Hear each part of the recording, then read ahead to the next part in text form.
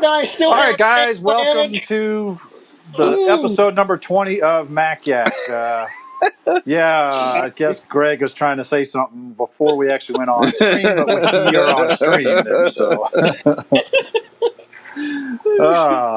Anyways, Always a guys, party. welcome. This is our episode number 20, so it's kind of like a small milestone.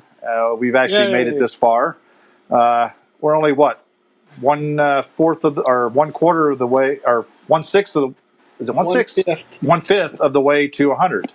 Numbers are hard. Yeah, That numbers was are some hard. serious math there, bro. Yeah, ooh. That's why I got calculators now. I did math years and years ago. I don't have to do that no more. That's why they make calculators. Anyways, guys, welcome again tonight. We got a lot of good stuff we're going to talk about tonight. A couple of things we want to say is welcome. We got Rocky, Steve, Jay, Greg H, myself. We should have Mike in a little bit later. Don't know. We'll see if he pops in or not. But we should have a pretty good show tonight for you. Yeah. Anything, guys? You guys got going on special right now? I've been sick for the better part of 2 weeks, so I haven't really done much. I hooked up the Xserve cluster, did a quick test, got 19 gigahertz of data crunching out of it, so that was nice. Ooh. But there's more to do. But once I get better and I get caught up with work, I will start making videos again. Well, speaking of Xserve clusters there, let everybody know I got bit by the same bug that Jay got. I found locally a guy selling some Xserves and a Xserve RAID. So I got a 2008, a 2009 Xserve, and it's just a regular Apple Xserve RAID with all the discs in it, 750 gigabyte each disc, so it's Nice. 10.5 terabytes of storage. Sweet. In fact, it's humming behind me right now, but I have it is actually working pretty good. I have actually loaded data on it. Seems to be working fine. Other than that, I got a pretty good deal on it. Sweet.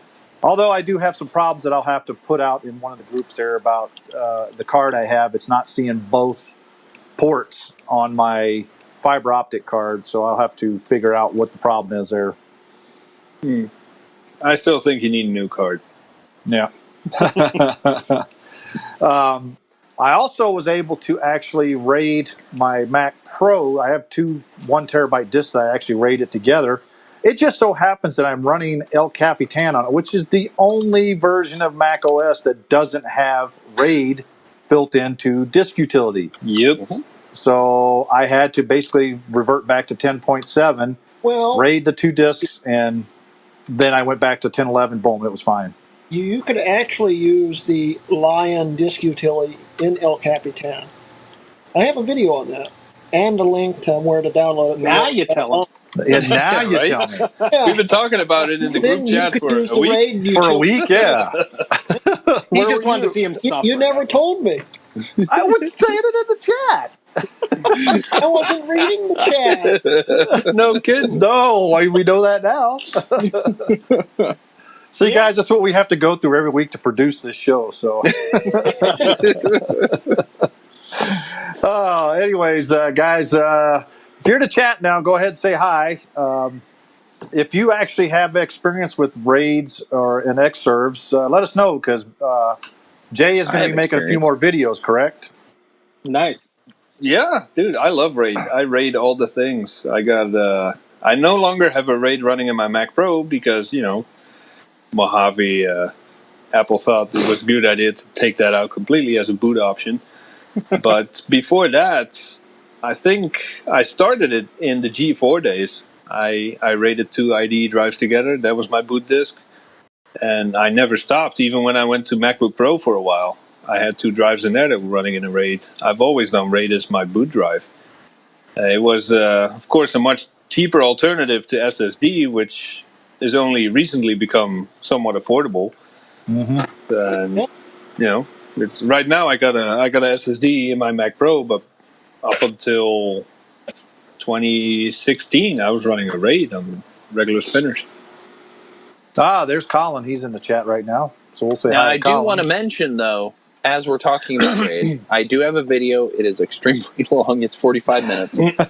But I did validate and vindicate and prove that the Apple Soft RAID is got to be one of the best RAIDs in existence, especially in soft RAID, because it is essentially no performance loss. I did up to 4 drives, and it did a multiple of 4 based upon the slowest drive. So Apple did perfect the soft RAID, and that is a thing. So, but here's the thing, though, is when I rated my 2 drives in my Mac Pro together, it actually increased the performance. With a hard RAID versus it. soft RAID. I mean, it doubles it. But that's what I'm saying. You don't lose any performance. Yeah. That's the misconception. Well, you don't gain any either, though, is what you're saying. Well, you double it. You do. No. I'm talking about soft RAID, not. Yeah, soft hard. RAID you gain. It doubles it. Like if you got 2 drives, it's double the slowest drive. If you got 3, it's triple the slowest drive. 4, quadruple the slowest drive. I did a whole video. And when you're saying soft RAID, you mean disk utility software RAID, right? Because there's a product called Soft RAID with, in my opinion, absolutely sucks ass. It doesn't hold a candle to disk utility when it comes to performance. Oh, wait. Anyway. Dude just said, by the way, Mojave Patcher will allow installation and boot on a soft RAID volume. There you go. There you go, Jay. We know what Jay will be doing. I might. Although I don't know if I want to run that patcher. I know nothing about this DOS dude character, and I don't know if I trust the software that he puts out. Considering that he's in our news today, any of you people know this guy? Okay. Anyways, should we go with that news first, or should we wait till we get? Because it's going to be a while before we get to it if we do. I mean, Colin's here already anyway. You're handling the stream, so it's up to you. Well, I'm not going to change the banner here, but anyways, we found out very late today. I mean, it was about like 45 minutes before showtime here, that I guess Linus Tech Tips put out a video saying that you could put Mac OS on any PC using Colin Mister's DOS Dude 1's patcher. Well, it's kind of, you have to use a Linux install and then do a VM of it and a layer to do it. But yeah, he actually used Colin's patcher to make it all work. Pretty cool. Congrats, Colin. Yeah. So everybody, we'll link the video in here if anybody's, or if you want to link it over here. But we'll link the video in the description after the stream tonight. So if you want to check that out, or if you're already watched it, because Linus probably has, every one of us is probably subscribed to his channel already. So I am. Nope. That's because Jay doesn't believe in PCs. So. Dude, yeah. If the only Mac topic you bring up is once every 2 years, then I'll hear about it from you guys. I'm not going to subscribe. Or when he breaks an iMac Pro. Yeah. I only heard about that because it popped up in Rossman's feed. Not because he got Rossman to fix it. Yeah. But it's. I will check out this video from Linus Tech Tips. See what all the fuss is about. But it's pretty cool. Yep. Okay. Let's see here. Let me get my topic stuff done. My bad. All right. One of our first topics tonight, I already skipped over the first one there, Jay, because I forgot to put the topic about the raid. But well, were we done with the raid? I still want to hear from the people in the chat if they use raid. Well, we could do that then. Let's go back. No. Well, we can do that. I mean, we got time. It's not like we're... Yeah, we're only 9 minutes in. I use RAID on my older Macs to speed them up, and also because I don't really care if they end up dying on me because they're old anyway. So I have RAID in one of my Quicksilvers. I have RAID in my G5 Quad. Really helps, really quick. Speeds it up a lot. There's my RAID back there. So nice, GT. Ooh, very nice. I told him your next purchase has to be a server rack. That's if I do have memory that I just came in today for my Xserve, so I will see if that works after this show tonight. I'm going to be downstairs. It's a little bit louder than the the Xserve RAID. Little yeah, about a little bit. At least a little. Yeah. Those things scream at you. In fact, listen to one of Jay's videos, especially his latest video he just did, when he fired up 7 cluster nodes all at one time.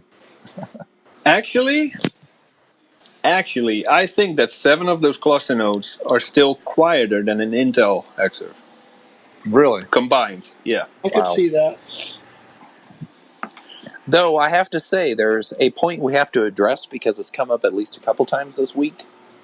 There's Rocky, a misconception. is your video on? Because you're just a big. Sorry, There we my go. bad. Okay. I've been having a little issues here. But there's a point we must address this week because there has been a lot of misconceptions thrown around about it. The G5 Power Mac is not that's our next loud. topic.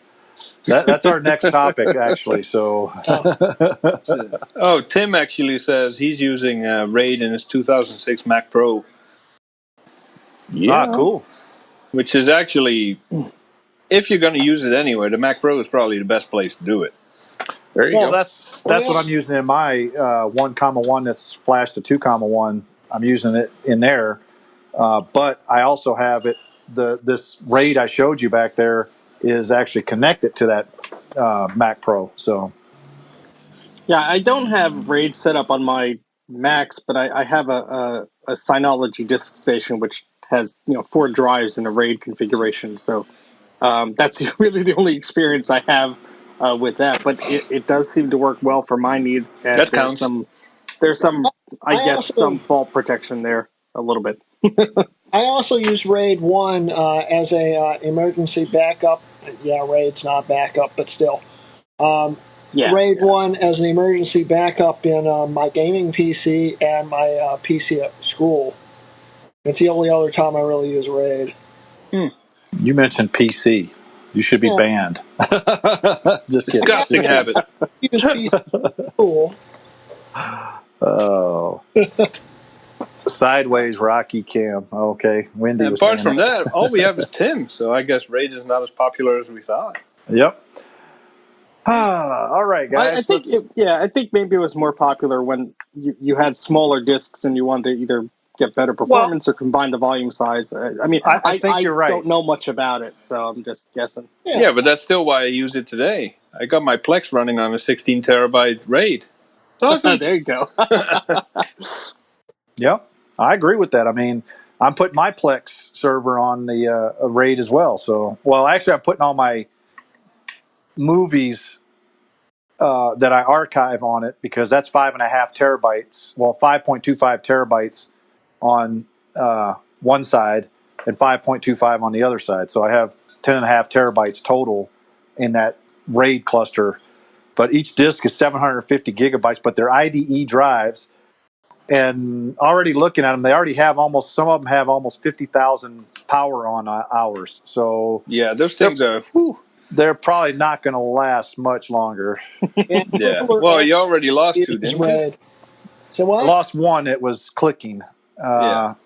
The other one I actually got back to work again. In fact, it's actually in the RAID now, and I'm expanding my left side to the full 5.25 terabytes. So that's basically reinitializing again. Now, that's something I want to talk about too there, Jay, is when I did the RAID in my Mac Pro, I didn't have to do the initialization like I do on the Xserve RAID. Right. The Xserve forces it. Yeah. Yeah, okay. That's because Xserve should be using hardware to RAID. Well, so is my Mac Pro. No, you're using No, it's software RAID. No, Okay. it's soft RAID on a Mac Pro. Unless you have a Between RAID the two card. discs? Okay. Yeah, because That's there's soft RAID. if you open up the Mac Pro, you'll see that slot 4 has RAID written above it. That's if you put the Apple hardware RAID card in there, it kind of takes over your 4 piece or your 4 SATA bays and turns them into. It kind of forces all the traffic to go through the RAID card. Yep. I see. And it also supports SAS drives, I figured out. Yeah. Sweet. I didn't know. Yep. I got a few of those cards. I did a lot of testing with RAID 0 and RAID 1. and I found that in every single case, a software RAID with disk utility is faster when it comes to read and write. So I don't know if using a hardware, unless you're setting up a RAID 5 or a different kind of RAID type that disk utility doesn't support, I would stay away from the hardware RAIDs because you're sacrificing a valuable PCI card or slot that you could use for an SSD or a gigabit Ethernet card or whatever. Well, okay, Brock actually said something in here. I'm kind of interested in. He creates his own Fusion drives. I don't pay Apple for them. How do you do that, Brock? There's I'd like to know how you option do in that. disk utility. It's certain versions. They discontinued it. There's also, I think, a firmware hack too.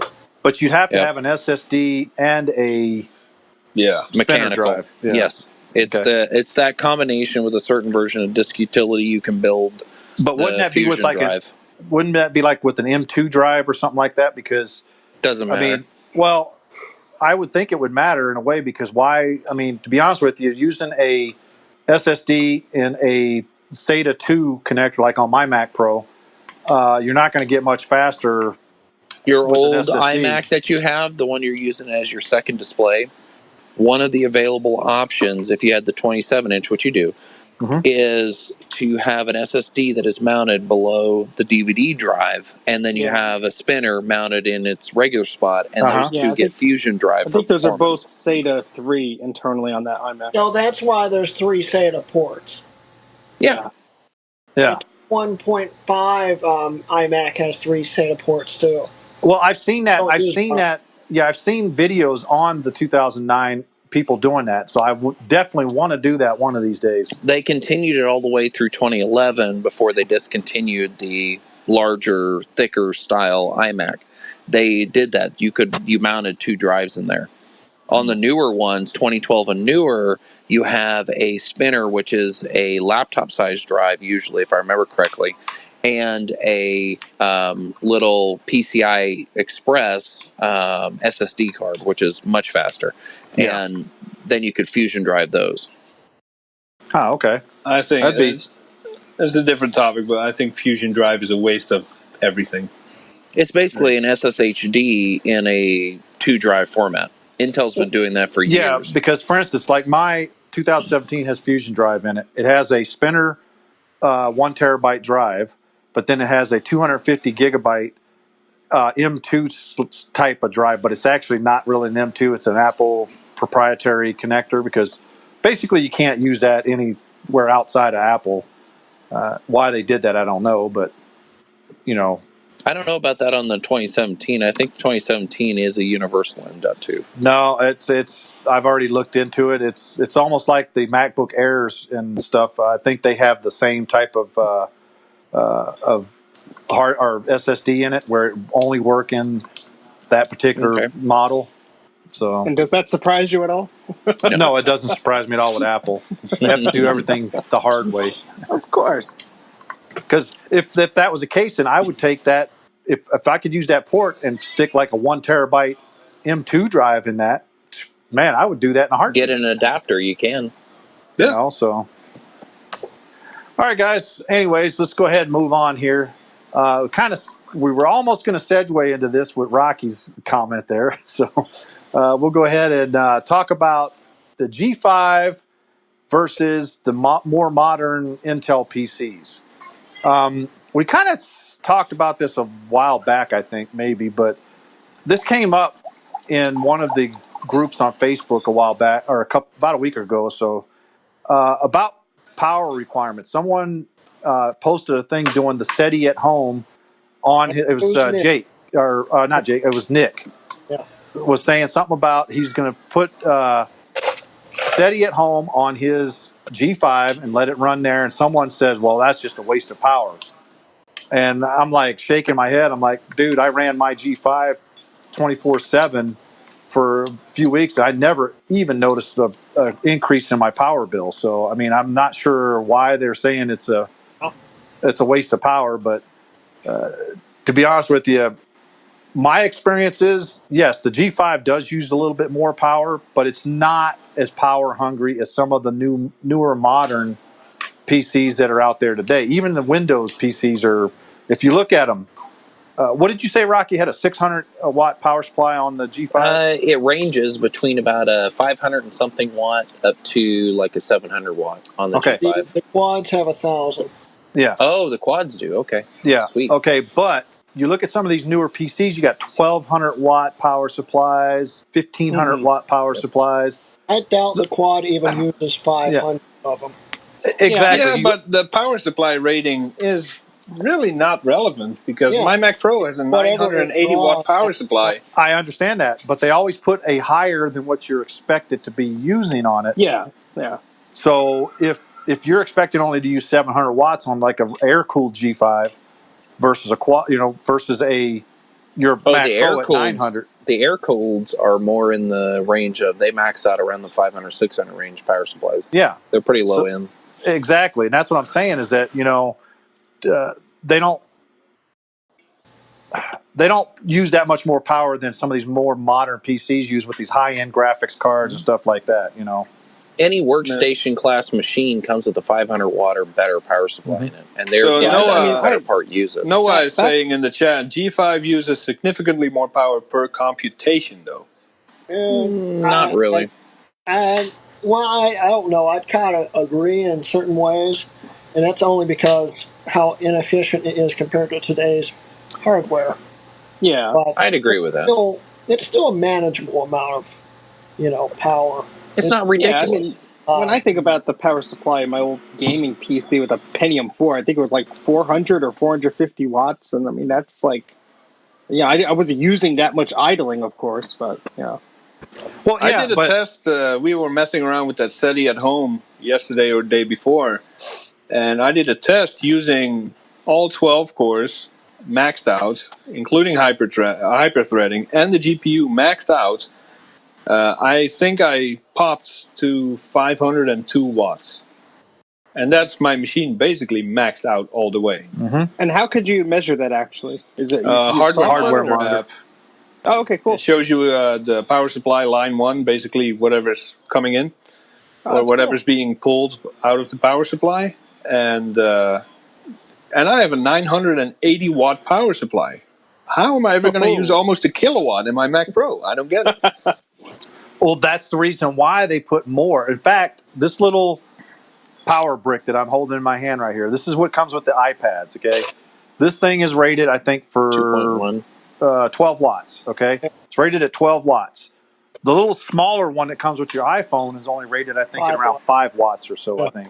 Something like that. Depends on the one you have. But Yeah, I don't have one handy. I just had this one sitting here, so that's why I picked it up. But anyways, the iPad is never, ever going to draw more than what this is rated for. And the reason why they do that, because if it did, this thing would heat up so bad and burn up because it's trying to push more power than what it was designed to do. Okay, that's the reason why they actually make it higher than what you're probably going to use. Now, one thing that has to be stated, though, not every manufacturer actually produces a power supply that goes above rating, because you have to accept Apple, other manufacturers, including Antec, actually the rating that's on their power supply is a continuous power rating, but they actually manufacture them to handle above that because there is a 10% loss over time, et cetera, et cetera. So they're actually, what their rating is just an expected use rating, and they're actually capable of much, much more. Yep. That's intentional. Not every manufacturer does that, though. I understand that. But what I'm saying, though, is when you say the maximum power, like, for instance, Jay's, what'd you say it was, a 900 watt? 980. Or 980 watt power supply. Okay? It's very rare he's going to put enough hardware in that machine to max that thing out. Yeah, a couple 1080s, Yeah, right. You have to put some more Pixelus mods on there, too, right? But that's with a Pixelus mod. But with the two 6-pin connectors, no one can run two heavy-duty graphics cards in there. So Exactly. You're not ever going to reach that. Yeah. But it runs cooler when you run it at a lower wattage than what it's designed at. Because when you max out the wattage on a power supply, you're actually decreasing the lifespan of that power supply. Temperature is important because every power supply, the wattage that is written on the box is at and up to a certain temperature. Now, that information has been, for me at least, impossible to find because Apple, working with Delta, proprietary, hidden, secret, rare, Steve Jobs, all that. But for normal, what do you call those things you cram in a PC? They have a very common name. ATX power supply. ATX. You can look up exactly. This can handle 700 watts up to 60 Celsius or up to 50 Celsius, and it's usually a pretty low Celsius amount.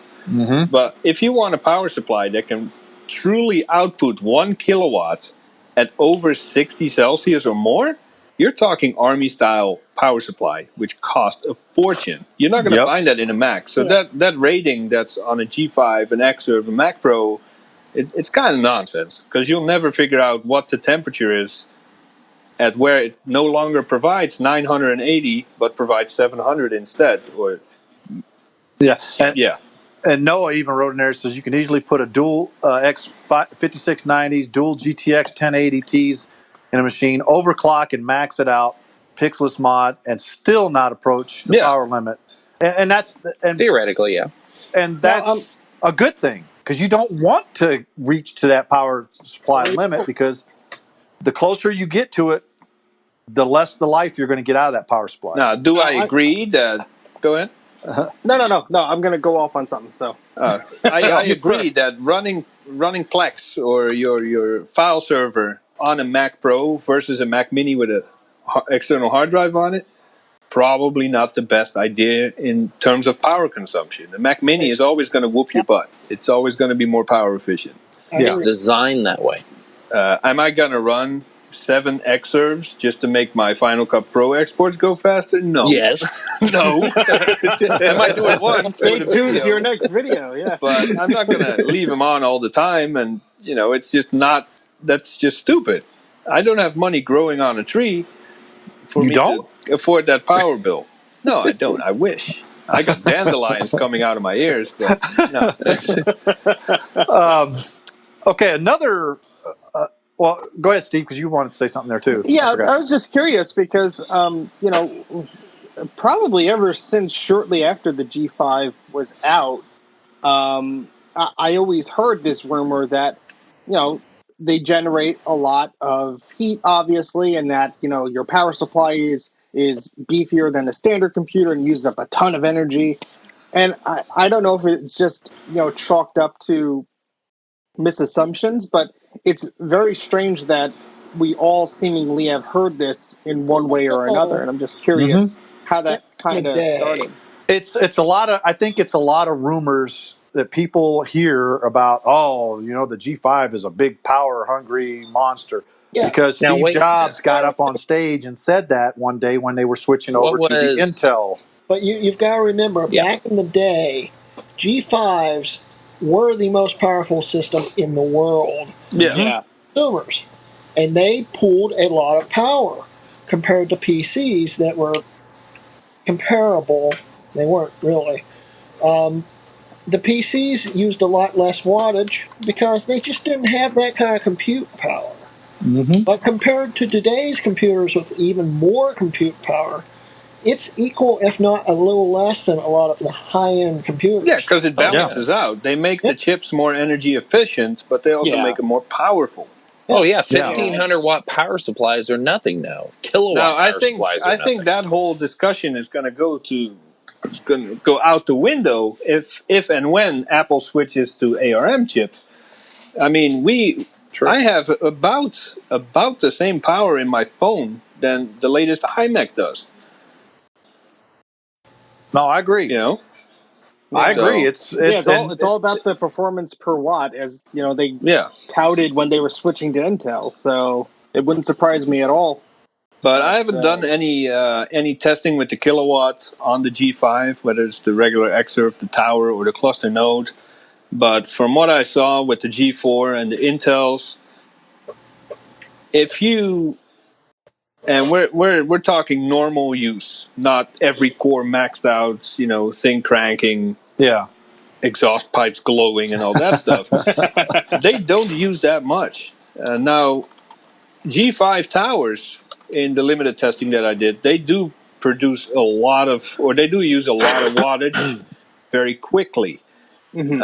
Like they spike an insane amount from normal use to clicking on your email. Suddenly, it's using almost triple the amount of power, but those spikes fade very quick. Now, talking about that and kind of discussing what Rocky kind of said a little earlier today, or in the broadcast, was fans noise from a G5.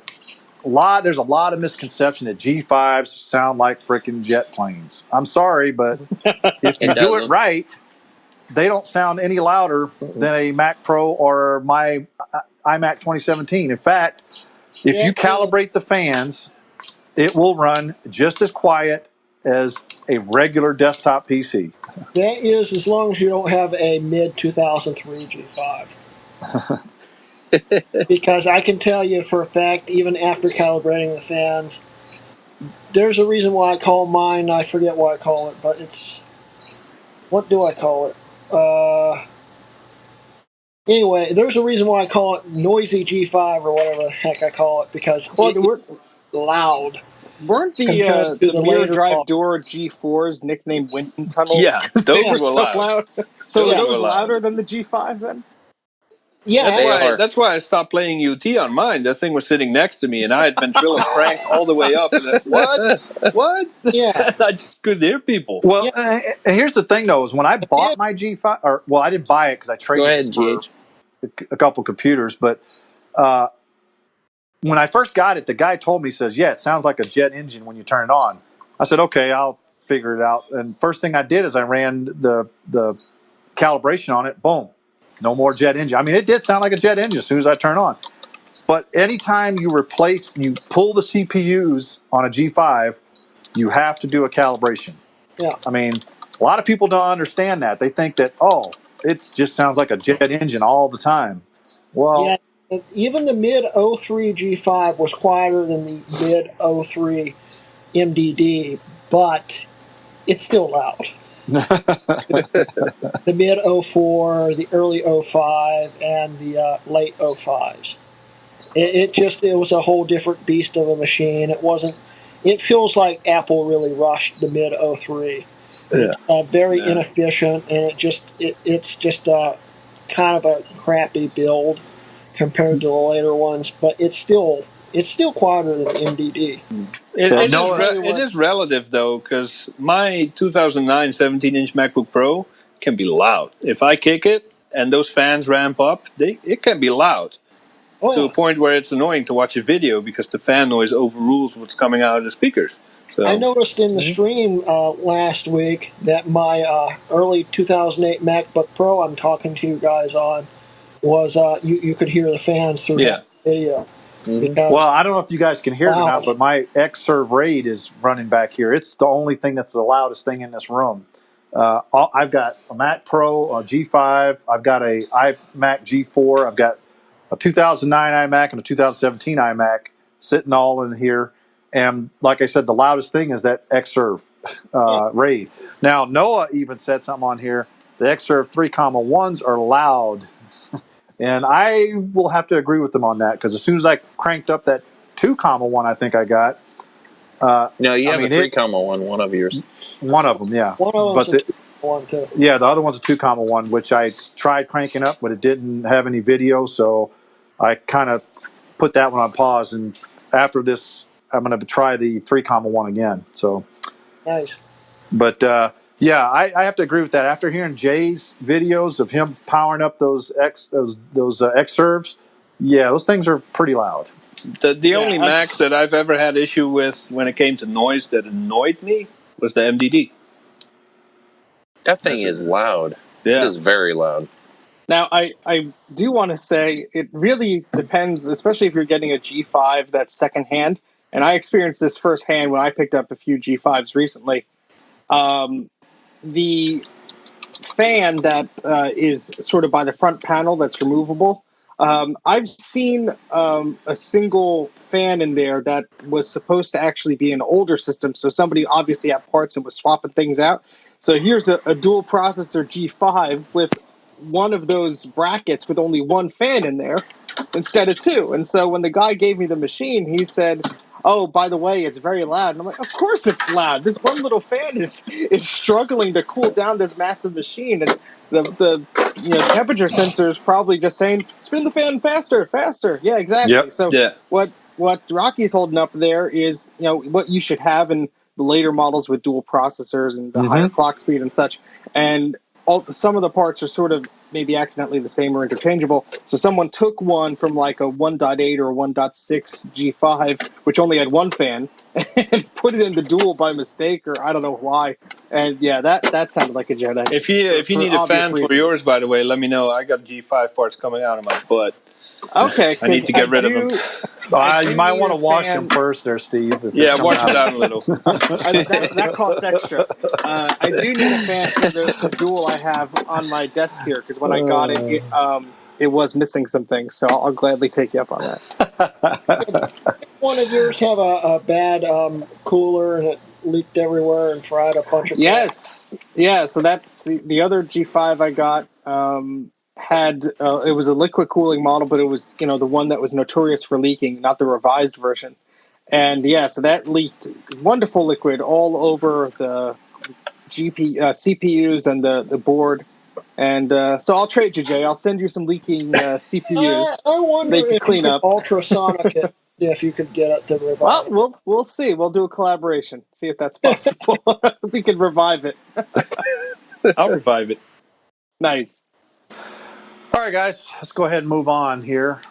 Next topic up tonight: FaceTime or Face ID on Macs and a touch bar to Magic keyboards. Is it a good idea or a dumb idea? Dumb idea. Dumb I think to both. it's very dumb. Dumb idea. Next topic. Well, we want the folks in here to actually ask. There was a news article that came out. We'll link the. Can somebody link the link in there? That came out and says Apple may bring Face ID to Macs with touch bar to Magic keyboards. I guess they got a patent out for that right now. Although we all know that when Apple gets a patent, doesn't really mean it's actually going to come true, because there's lots of vaporware that they have out there that has never seen the light of day. So I can't get used to Face ID on my phone, because I'm looking away while I'm unlocking my phone, because I'm still used to Touch ID. And I have to look at my phone. I can't blink. I can't have my cap too low. I can't have a mustache that day. So imagine sitting down at your desk and you have to look up because it's going to be at the top of your screen. And that's just going to be a nightmare. I also think, how thin they're making the displays for the laptop. At least on the phone, you have some depth there to put the camera in there. I don't know how they're going to shove it in. The camera will stick out, just like on the phone. Yeah.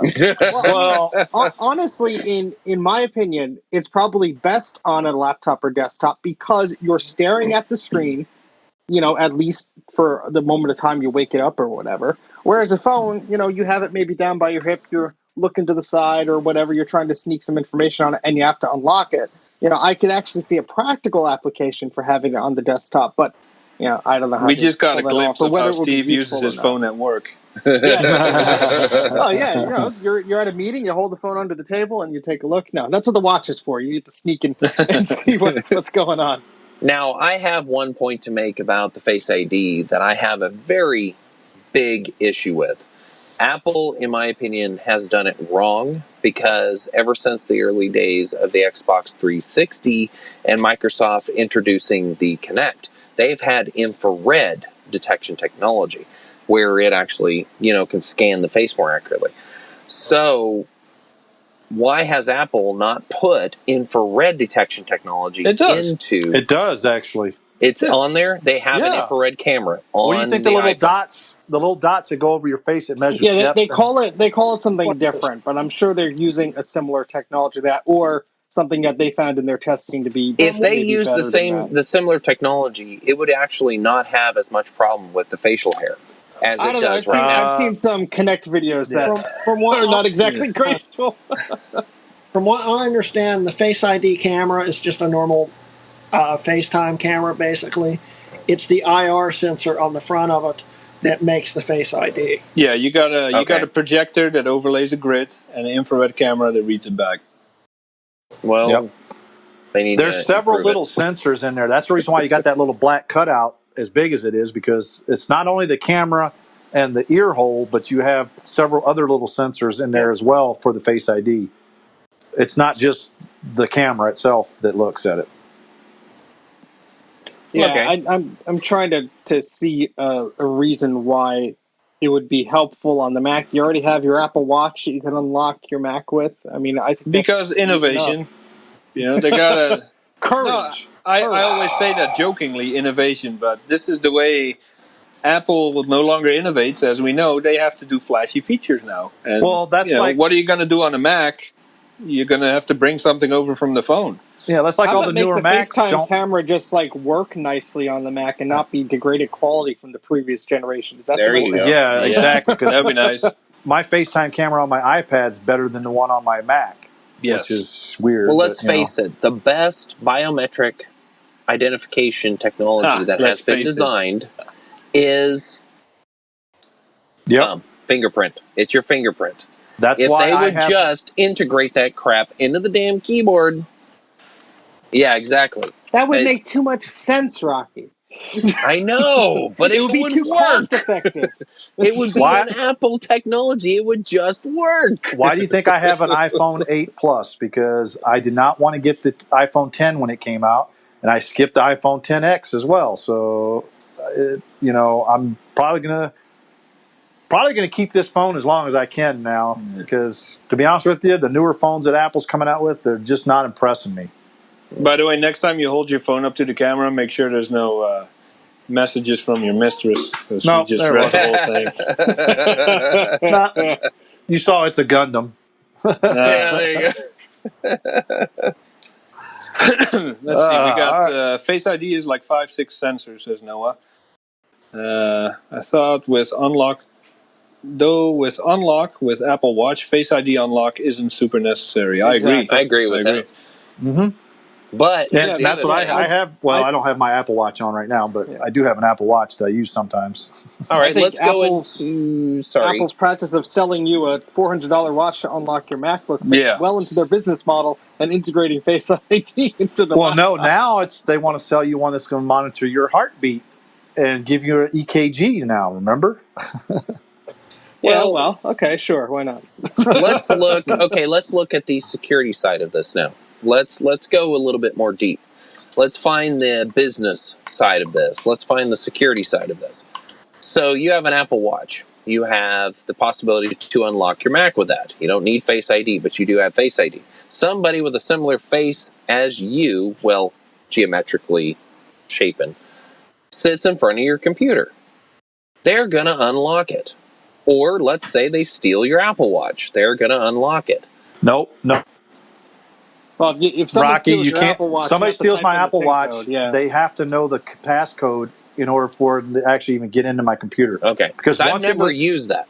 So. Once it leaves my wrist, it automatically locks. So as long as it's on my wrist, the watch will open up my Mac as many times as I want. I don't have to put in a passcode or anything. Okay. As soon as I take that watch off my wrist And put it on mine? and put it right back on, I have to. It will not see, unlock watch my Mac. this.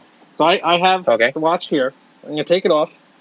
So you can see it says the time. As soon as I take it off, if I push a button, it's going to ask for a passcode. Now, what if you It's put it gonna back ask on for a your arm, passcode. though? Well, see, all the information for my workout or whatever is gone. And so if I put this back on my arm, you Okay. see it's still going to ask for a PIN code. Passcode. If you want to do So if I anything besides try- look at, if you I can look try at the to do time. anything, Oh, Yeah. okay. So Yeah, if you I can look at chop the your time arm on this. off quick enough and put it in front of the computer to work. All right, If I it got doesn't now. detect my heartbeat anymore, it's not No. going to like it. What Noah just said, Face ID is more secure than Touch ID. That depends on how you look at it. Because according to Apple, I wrote about this some time ago. They said a random fingerprint can unlock your phone. The chance is 1 in 50,000. So going off of that number alone, Face ID is 20 times more secure than Touch ID.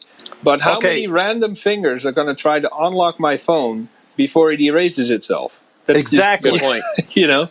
So I still Plus- think Touch ID is the way to go. Plus, the fact is, okay, do you actually believe Apple's numbers? They're selling you on the Face ID, so they're I gonna don't pump know. up the numbers a little bit. Now, I don't. if you're getting mugged or something, Face ID is absolutely more secure than Touch ID. Someone can knock your butt out, take your thumb, unlock your phone, run off.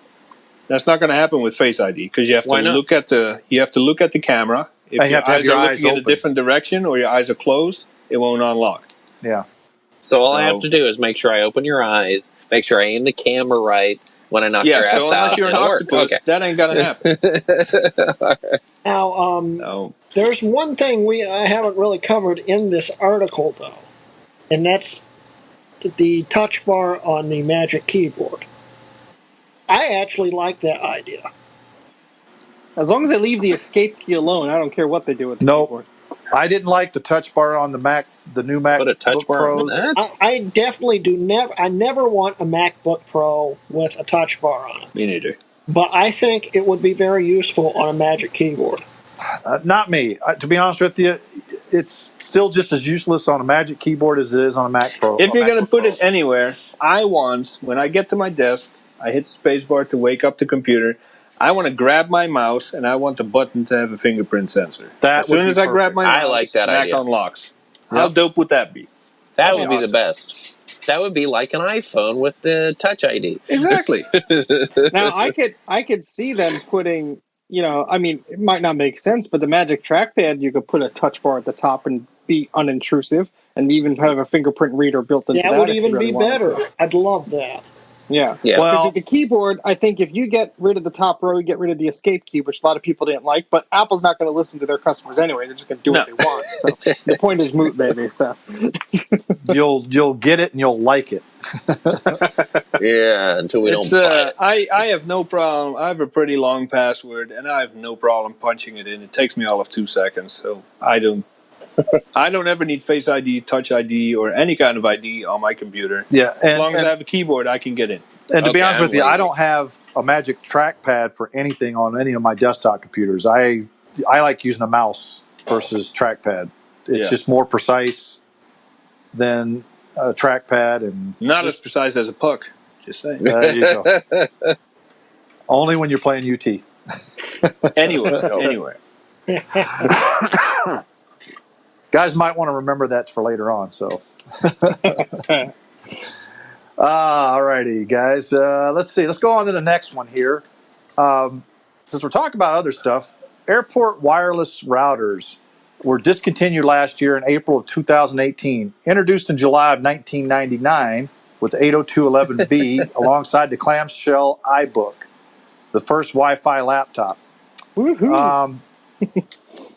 And that's the one where Steve Jobs did the hula hoop thing with the Yeah. the clamshell to show that Yeah. yes, there was no wires on it and it was on the internet. Blah blah blah.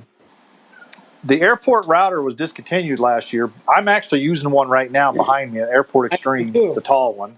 Yeah. I have the short one also that I use, but to be honest with you, I like them. They work very well for what they're designed for.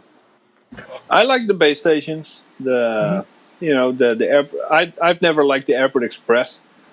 The Airport Extremes, up until the tower models, very decent. Good range, good reliability. Overpriced and running way too hot, absolutely. But Well, it Yes. worked. But that's a staple of Apple. Yeah, but time capsules, I have since day one, I have found time capsules an absolute ripoff. Well, that's the reason why my Airport Extreme, I have my book 1 terabyte hooked up to the USB port in it. And guess what? That's the same exact thing as a time capsule. Yeah. Yeah, And- I have. yeah.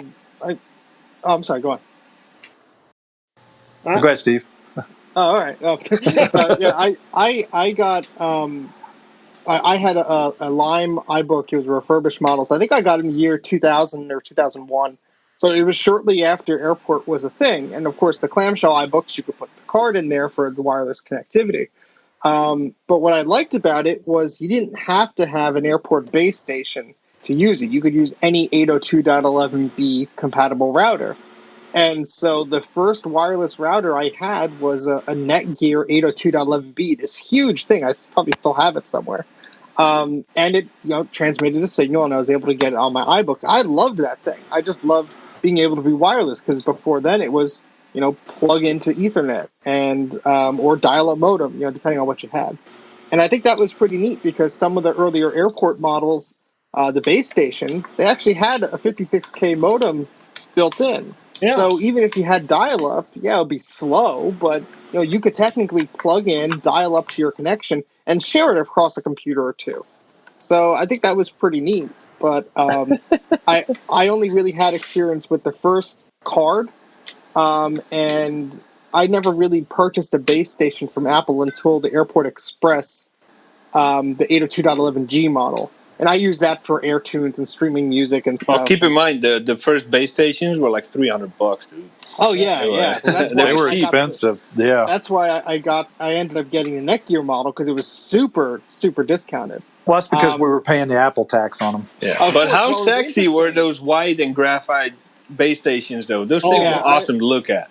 They are cool to look at. But what's interesting is looking up some history about the airport base station for this topic. So the company Lucent that makes the base station cards, because if you rip open one of the old graphite base stations, just a Lucent card in there. The company that made those cards, Apple wanted to buy them for $50 a pop, so they could resell them for $100. So Apple was doubling, the profit they were making from buying these cards and repackaging them, and as an airport card or whatever. But my only other airport experience was with the 802.11g Express, which I thought was great. It was a very interesting form factor. I was able to make a hotspot at a hotel or whatever. The thing was the streaming of audio. It always sucked. There was a delay, and it never worked right. I never had a problem with it. The wireless ones were good. Yeah, I was actually. It's not the one that Greg's holding. It was the older one that you just plug into the wall socket. Yeah. But I only used it like within the same room, and I never had a problem. But that thing would go with me whenever I traveled on a business trip or something. Because if I had to create a hotspot, I still could. I picked up a 802.11n model a few years ago, which I seldom use. Now I actually have a time capsule. I think it's one of the later generations that I use as the Wi-Fi hotspot upstairs. And every once in a while I have to unplug the thing for whatever reason. And where I'm going with this, the only thing I don't like about the airport routers is the management of them. You have to have an app. You can't do it via a website or anything like that. You have to have an app.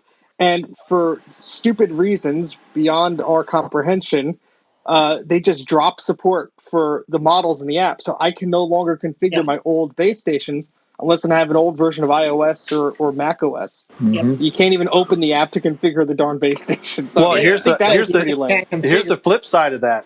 If you have an older Mac, let's say running like 10.5 or 10.4, you can't configure a newer Airport Extreme. Yeah.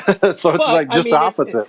But I mean, if you're going out and buying something brand new, that's, I guess, your fault for trying to use something newer, I guess. But I think what I did like about them was the ease of use of setup, and maybe the app helped. But I've seen web interfaces that made things easy to use. But I think when it came to management, Apple has never done it right, because I used to have, mind you, and I want this on the record, I have never ever used the D-Link product. I want that on the record. I hate D-Link with a passion. Have been since 1995.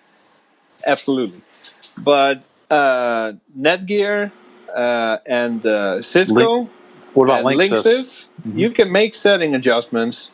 It'll reload, and you're up and running. The airport expresses and extremes have to reboot for everything, and it drives me insane. Yeah. But there's not a lot of settings you can actually change on the airport express or extremes that you can, like on the Linksys. If it's the middle of the day and I want to open up a port, I have to restart. It's like, babe, internet's going down for 5 minutes. Why? I have to open up a port. Do it after dinner. But I want to do it now. And it's a whole discussion just because the thing has to restart. And other Jay, I brands have don't have the to do same that. exact discussion, so We've all I been feel there. your pain. Yeah. And you know why I know that? Because when I bought the D-Link, the only reason I ended up purchasing the model is if you edit the ports, it doesn't have to reboot. Yeah, but you have to reboot it for other reasons. Yes, I have to reboot it for other reasons. It's garbage junk, but changing the port. Well, ask Jay about rebooting his modem. Yeah. Well, anyway, No. I find that I still wish they at least made the Express and actually Yeah. updated it to AC, because the Express is very useful, especially for vintage Macs that don't have built-in airport. This one I'm holding right here, if you look, it's being powered right now. It's actually plugged into USB. I converted this thing to USB power. It uses a USB connector, and I put it in there, okay? So I don't even have to plug this into the wall. I just plug it straight into the Mac. It powers it, and then I can use the internet with an Ethernet cable.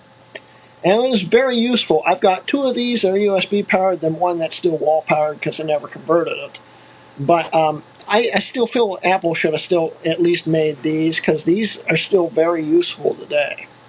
Yeah, and I don't know, what their reason was. Maybe it was not enough sales that they discontinued it. But Probably. I speak to friends and relatives that are always having problems with their Wi-Fi, and maybe things are better with newer routers that are easier to set up. But back in the day, I think Apple's solutions were actually some of probably the easiest to configure, because maybe they didn't have all the options, but they made it sort of foolproof when you're setting it up. Set a network name, do this, do that, and you're up and running. I agree. Yep. Yes. So I don't know if there's any other routers out there that are as easy as that, but I would like to. There's I a would have few. liked to see them stick around with like Greg said, at least an Maybe Express they'll be model. back. I mean, they left the display market, and now they're coming back with a 6K speeds. Yeah. And, I'd like to see the new, because the first wireless AC router available was an Airport Extreme. Yeah. I'd like to see the new standard, I forget what they call it, like AX or something like that. I or something like that. Yeah. Whatever it is, I'd like to see that. I'd like to see at least USB 3 ports in the back of it instead of those crappy 2.0 ports that are on it right now on the dead Extreme. I'd like to see that. Then you could still add the external storage and have full speed and stuff. It'd be an awesome router. Make it tri-band instead of dual band and just rock on. It was also fairly hard to implement the Airport Extremes in a business setting. I had a lot of clients that were like, "Oh, it has an Apple logo. We have to have it." I said, "Dude, go with Cisco. It's better. Oh, yeah. Go with Ubiquiti. It's better." No, Apple logo. Okay, you're paying me, so I don't care. So they went with Airport Extremes, and there's no documentation on how the antennas broadcast, in what angle are they optimally placed, and all that stuff. It's a nightmare to implement in a business setting for those kind of reasons. But, of course it wasn't made for business, so they didn't care. Yep. Oh, I know. It's just Apple being Apple, and getting rid of stuff that works and giving us stuff that doesn't work. No, wait. They're going to sell it to us on subscription. Oh, yeah. They're going to put they're coming back with the Airport Extreme Airport Plus. Yeah. You don't pay, your Wi-Fi goes out, and you can't pay. Right? You have to pay us a subscription, or you have no Wi-Fi. Or you have to put coins in it to feed the antenna or something. I'm sorry, you want AC? You're going to have to Don't pay say an that extra too loud; fee. they'll hear you. You have to tap your phone with Apple Pay to re-up. Yeah, I don't do that no more. Sorry. Yeah, we know. That was last week's topic. That was a few weeks ago. No, that was last week's. Yeah, last week. No, it was last week. Before. I think it was 2. It was 2 the weeks week I wasn't on. Yeah. Was it? I don't remember. I don't know. Yeah, I think it was 2 Feels weeks. like we've been doing this for 10 years already. Yeah, I was going to say this is number 20. So we've got 19 other episodes out there that we basically I don't know what's in either episode. So if we start of last week, I forgot to do this last week when we were talking about reflowing and stuff. You guys saw this on Facebook already, but I thought since I already have it in my hand, why not say it? The what to do with one of those dead chips. Came out of it. It's beautiful. I mean, it works. I used to do that with old memory modules. there you go. In fact, I needed one of them. I took it off the keychain. It worked fine. That's awesome. All right, Rocky, you're up next with the update on the Mount Olympus Challenge. Everyone, pardon me, please. I've been obviously not feeling well this week. So, Hey, that was my excuse. Yeah, you lost all your facial hair. well, that too. Yeah, I walked Oh underneath crap! a I didn't lawnmower. notice. No, What? I something shaved was the off. other I didn't put two and two together. day. Nice. But yeah, no, I got very annoyed and walked underneath. You the look 10 lawnmower. years younger, unfortunately. I know. He got off his Making us bike. look It was bad. full of flies and stuff. He's like, no more. So okay, getting back to the Mount Olympus challenge. Well, Jay, sorry to tell you, bitch has been dethroned. Whatever. We have a new king of the hill. The new king of Olympus is David W's machine at 34,302. I wish he would name it because that would sound way cooler. But at the moment, he has been dethroned.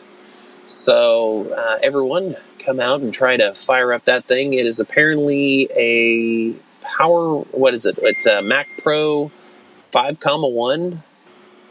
So he's pushing it. We'll see what happens on that. He I'm going to maxed that link all thing my out. G5s together He and did. try and dethrone him. Yeah, there you go. I want to see that.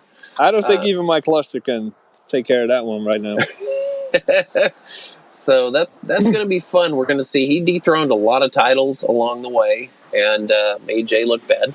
So now, of course, we still don't have Hackintoshes coming in there. We need somebody to go head to head with Jake and his Vader machine. Of course, his Vader iGladiator still holding precedent there. We do have some new contenders for. We're kind of skipping along the bottom in there.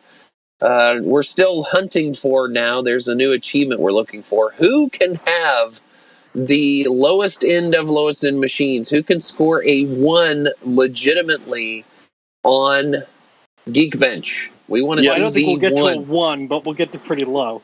Yeah, there you Double go. digits. As we've discussed previously, my adventures of getting OS 10 Tiger to run on a machine so old that it could run the Geekbench, which I guess Tiger I think is the lowest score, has not been fun. So Yeah, the Right. oldest thing I have running at low end is let's see here, it would be my G3 Wall Street 266. I can't remember what it scored. I need to look it up. How many days did it take to run Geekbench? It took a solid 30 minutes, I think, to run it all. James still beats you on that because it took him 2.5 hours to get a 150 score on his clamshell. He's still the king of the bottom. I have the slowest G3 I have. It's either the PowerBook or it's the Revision B iMac that clocks in at 233 megahertz. So we'll see if I could beat that, because the clone machine that I put an upgrade card in, that's a 500 megahertz G3 card. So Okay. that's probably going to fare better. There you go. My G3 Wall Street scored a 112. Oh, you got to post it then. Put it in there. It's not official. Let's post it. What's the processor It's speed on that, Greg? online. It's not on our It's not thing. on Discord. How fast did you say that one was? 266? Yeah. All right, it's a race to the bottom then. I'll bet you. There you go. 33, and there's a 233 without L2 cache. Oh, there you go. Main Street. Find the Main Street. That would definitely beat that. I think I have one. We'll discuss after. Yeah. I'm going to post this to Discord. Awesome. So it's a race to the top and a race to the bottom. Who gets where? I love it. Next topic. Well. Oh, we lost Steve. He fell off. Oh, no. No, he's back. He's there. I laughed so hard I pushed the disconnect. Oh, did you? So, guys, do those Geekbench tests and the what else are we running on there? The Cinebench and the Eugen Heaven Yep. We're tests. still looking for a good test for a good benchmark that can apply to pretty much every machine. We've looked at Prime 95 and specific hardware tests that have benchmarking built in, but we want to find something that's available to both PowerPC and Intel, old and new alike. So, Well, Well, I'm gonna turn on my G5 here and run Geekbench on it. So we'll see how that fares. And we're going to hear it go. You'll hear it. No, I don't hear it at all, actually. G5 It's on pretty quiet. about 30 minutes ago. You guys never said a thing about it. No, because Yeah, exactly. that there's a myth. They don't sound like jet engines. Exactly. All right. So we have. What's that? I can't hear you. All right, guys, we're going to go to this is a new segment we're going to start. And this is actually going to be based on participation from our audience out there. We're doing this to make it a little bit more interesting, a little bit more fun, to see if you guys really know us that well. What we did is we have a bunch of facts and some that are fiction interspaced in there. And what we're going to have is Jay's wife is going to actually sit there and put some facts out. Is she going to type them out, Jay? no, she's coming on the call. Okay. So what she's going to do is she's going to read off a fact. And what we want you guys to do is guess which one of us, and that includes Mike, he's not here right now, but which one of us six do you think that fact belongs to? Okay, and then after we get a few guesses in there, then we're going to sit there and Yeah. Now, we do have to account for the delay in the stream. yes. So there's going to be a small awkward silence at the end of every question, but it'll be it. Or a- Yeah. How much of a delay do we have? Depends on who's looking at it, because some of us only have like 5 seconds. Some of us have, like me, have 10 seconds. Yeah. Yeah, we're looking at 10, 15 seconds right now. Okay, so we'll wait about 20, 30 seconds just to make sure. So you might, we'll probably just talk a little bit and keep Yeah, so I'm the going to dead air. dial in the host of this show now. Let's see if this works. Hopefully it works. It worked earlier when we tested it. Yeah, but usually when we test stuff and it works, it never works when we really need it. Including now, it won't let me type the name. Oh, are you kidding? Let me see. Oh, man, come on. Add person. Let me see if I can add her. Hold on. No, I got it. You got it? There we go. Here she comes. There she is. I see There a she W. Yeah, but usually when we test stuff, The hostess with the you have mostest to is turn in. it down before you. Hello. So, Hi. those of you who watched last week's stream remember her. She is owner of Exact Creative. She had some interesting facts about graphics work and graphics when it came to the Mac. And we're like, you know what? Why don't you come back and be the host of our new trivia game show? So, here it is. Now, I should mention that our kid is not taking a nap today, so he might be impossible during this. Well, we'll see. All right, Wendy, it's all yours. We wrote down a few facts, and go ahead. Okay, so if you guys in the chat, if you've been paying attention in the past shows and you've been listening, we've actually mentioned some of this stuff. So, okay, we're gonna start with who match the facts to the guy. Okay, who has used duct tape as a camera tripod in the past? Duct tape. That's right, I said it. Duct tape. Any guesses? Well, we need that Jeopardy song. That's what we need. I need to find that song. I have a Yeah, video version little from the timer. Super Nintendo version. I can boot There's that no up. guesses going on. Are you guys paying attention? Come Well, on. this is- I think they're just now someone hearing Stream it. delay. Well, it's delayed a little bit. Remember that. Is Yeah. it's catching up, I think. Yeah. Wait, there's listening. So Ah, since we there we go. Got We're it. getting You also some. spelled my name wrong, Nick. Oh, we got some answers. Nick got it. Nick what got is Rutke? Who's Rutke? So everybody overwhelmingly Oh. says it's Greg. Everybody knows. Everybody knows. Yeah. Damn, Awesome. they know you too well, Greg. Yeah. If you guessed me, that would have been half a point because for one period of time I had to have my phone rigged up with duct tape to charge while we did FaceTime. So it's half a point. I You didn't remember know that. Yeah. Everybody guesses too easy.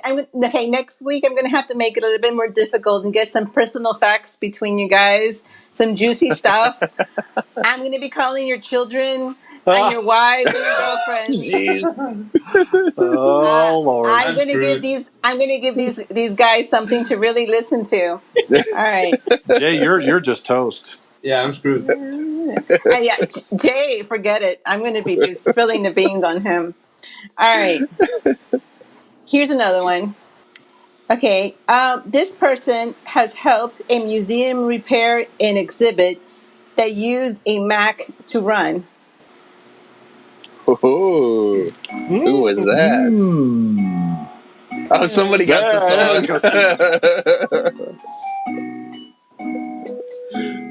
Oh, we got the music going on.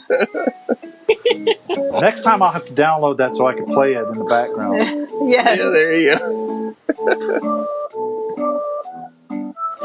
Let's see. That's so funny. How long? What's the delay here? About 15, 20 seconds. Yeah. Okay. We should start I ran out on seeing my water. answers here in a second. I'm so patient. You should actually type it in the chat too. Yeah, good one. Question. I like the answers that are coming in. Let's see, They we don't got- have a clue. Rocky, we got- Jay, Oh, we got Steve. different ones. We got Rocky. Come on, let's get a few Jay, more in Steve. there. We got two We got Steves. 16. We got 16 viewers. Come on, guys. Only 4 of you have answered so far. Wake everybody up. Hello. Yeah. Hello. Wake up. McFly. Wake up. McFly, hello. We got two Steves on this one. All right. Anyone else? So we're going to call it. Go ahead. What's the answer? It is Steve. That's me. Okay. Got that one. It was running on an old Mac Classic, and Nice. they went through 4 of them. Wow. Okay, before here's I gave one. them a replacement. Steve is the correct answer. Here's one. Okay, you ready, guys? Now, this person is completely obsessed with his body, and he works out 7 days a week. Who is that? No, I'm kidding. I think Brock was answering the museum one on that one. Yes, he was. Okay. Brock is way behind me. Project like that. Oh, you're gonna do the type in there, Jay? I'll let you do it then. Okay.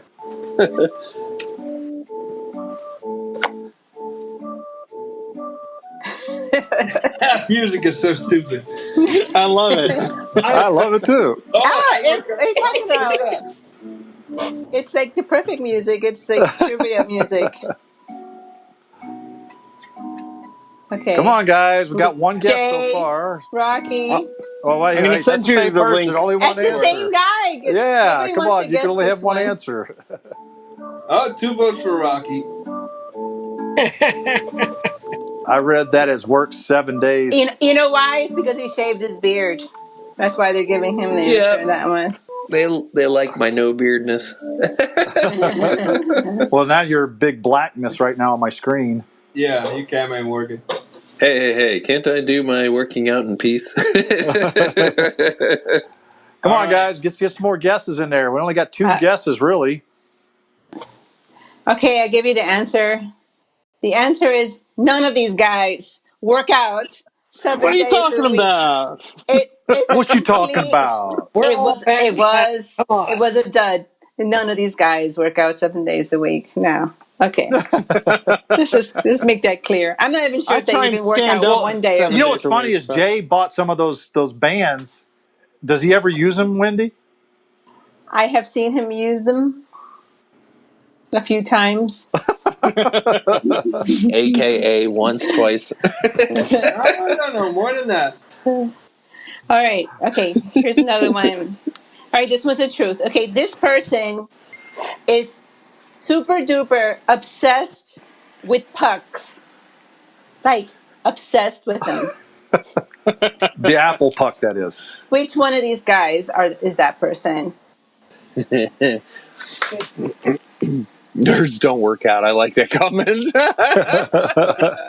Need to rewind my cassette tape of music here. That is a good one. Okay. All right, we got one vote for me. Yeah. Come on, guys. Crippler's the only one answering, so was Two Tim. votes. Jay. Crippler thinks he knows somebody. Yeah, we got 3 J's on that. All right, I'm calling it. That is correct. It is Yep. Jay. Jay likes to kick our butts with the puck on UT. Well, Jay anybody likes to that's play seen the with original first couple, well, what is it? It was the second one, wasn't it? That I did the UT on the gaming one. Yeah, I think And Might I have. announced The puck pucks system. in honor of Jay. Yep. Yeah. Okay. Some of these All votes right. were coming in pretty late, so I'm thinking Jay likes to play with his puck. more likes to play delay than with we do. Yeah. well, the Jeopardy music Okay. goes for a minute, so we could do that if you But they could see the question being typed. So if you see the question typed, we've already asked the question. Yeah, So you can go I'm ahead and typing answer. Yeah. Yeah. Okay. Here's one. This person. This question wasn't written correctly, so I have to skip over this one. Okay, this person's favorite Mac OS is 7.6.1.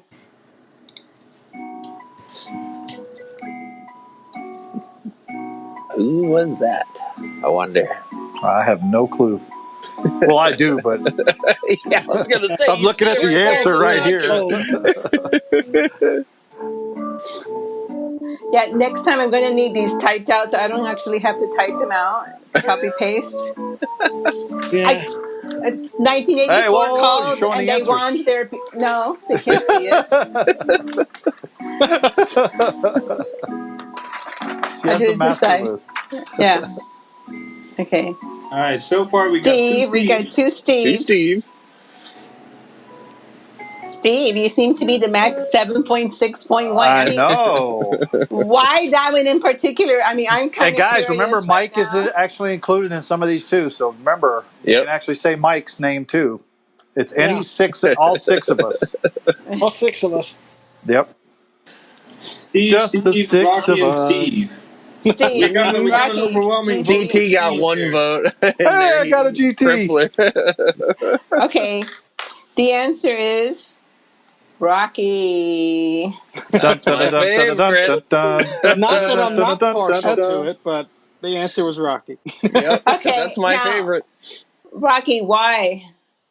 Part of it is because that was one of my favorites when I was growing up. That my first, LC3 ran it. But the other side of it is I didn't really like 8 and 9, and 10 is just kind of a blasphemy in my opinion.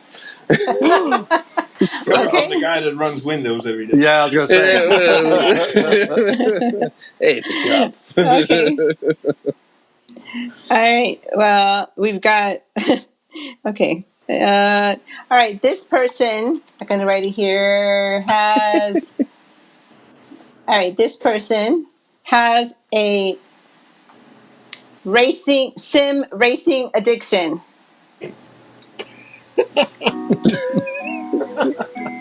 It's an addiction. I gotta now. get that music there. It's like Steve. crack. I gotta get that music. I just sent it to you on the Oh, chat. did you?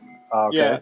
So if you want to play it, if your setup is better, Well, please, by I all may means. not be able to play it, so I'll have to figure it out later. I don't want to try to screw up the stream. We got one vote for GT. One vote for GT. One for GT. Come on, guys. We got 16 viewers out there. We should be getting about like at least Yeah, I know. 12 votes. well, I'm one 12 of them, people. yeah. Well, I know that For 4 or 5 GT. of us are. I got Three GT. in there. Excuse me. 4 votes for GT. Yeah, 5 I'm gonna have votes to for move that along. Well, I there's think that pretty that overwhelming one here. guy should know. I know one of the guys on here knows because. Okay, Oh, at least GT 2 of them it do. is. Yep. Okay, everybody got that one. Well, yeah, because Brock Too knows that because easy. he watches me stream all the time. So. Yeah, true. I think Nick knows that, doesn't he, from being on the voice quite often? Yeah, he might. Yeah. All Who right. is Nick? Is Nick Axiom Raptor? Yep, Yeah. Okay. that's Nick.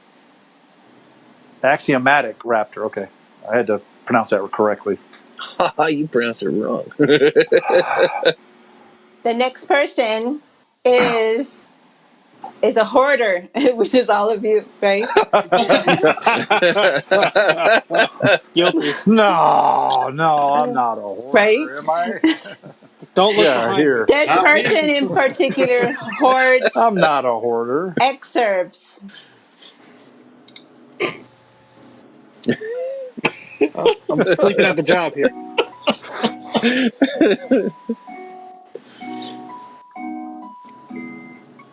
I don't know who that could be. I don't know either, man. These are All too the easy. responses are coming in really quick. Oh, come on, there's not even any doubt here? No. No, I guess not. That's great. I think this one's a pretty straightforward slam dunk. Okay, I have one that's a little bit disgraceful, but I'm going to share it anyways. And Oh. I'm digging up a little dirt. Uh-oh. Okay, this person, write it here. Uh-oh. It's off script now, isn't it? No. At least 5 days a week uses a Windows PC. Oh.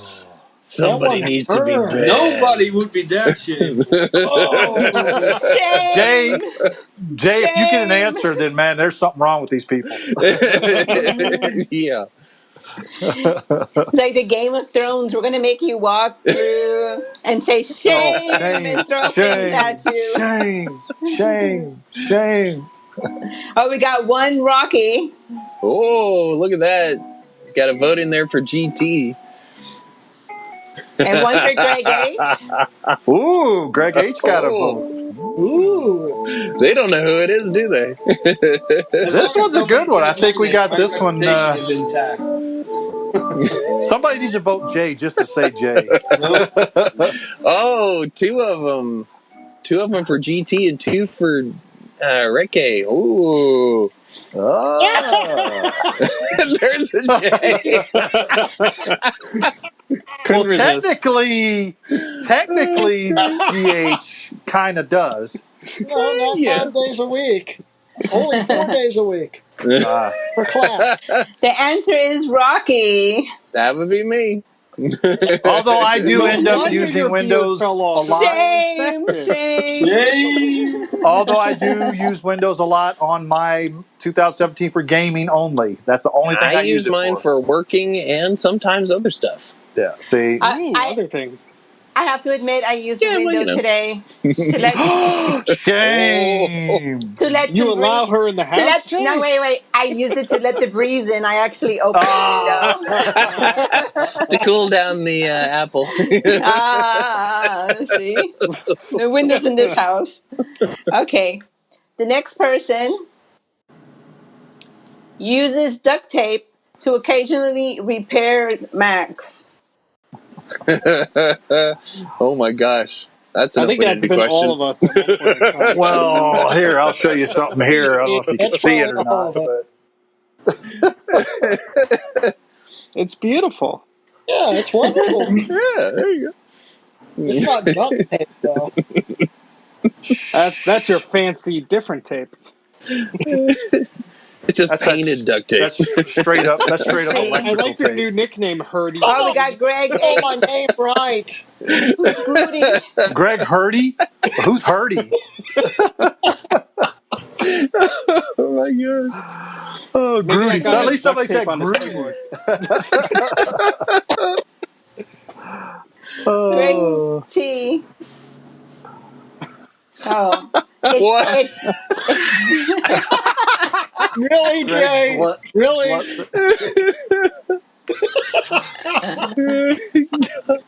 You know, the first time I met you, Greg, I could never pronounce your last name. So easy though. Rutke. But I'm like, well, where's the frickin' H? It's funny because I watched your videos before I really heard your last name spoken, and the voice in the intro, it's kind of distorted. So I'm like, wait, what? Yeah. All right. Who are we going to go all with on right. this? Okay, it is Greg H. Yes, Of I have course. electrical tape on my stuff. I do not have duct tape. Remember in You the haven't intro of one of the PowerPC episodes, I showed you my MDD with the drive duct taped to the front of it. What about the one with the? What about the Q-tip drive? Oh yeah, Yay. that was a J mod. Yeah, that was a J original right there. Okay, I have one more. All right. Okay. He owns a very early Apple television set-top box prototype. Who is it? Ooh. Oh man, prototype. Who can? Damn it, Mike's Wonder not who here. He's that got the is. prototype. I He's the know. prototype magnet.